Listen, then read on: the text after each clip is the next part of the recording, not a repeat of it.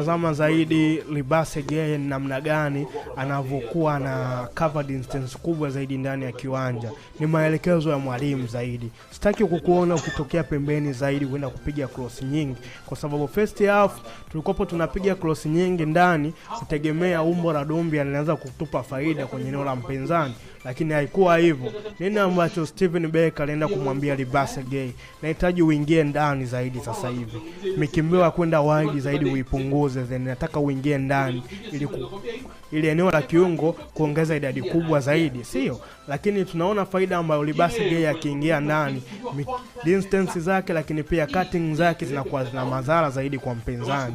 Ndicho ambacho tulianza kuanza kukiona, lakini pia sababu ambayo alikuja kuifanya ya mtu kama Neo Gift Maema, tunaona bado kwenye first 11 ya Simba David.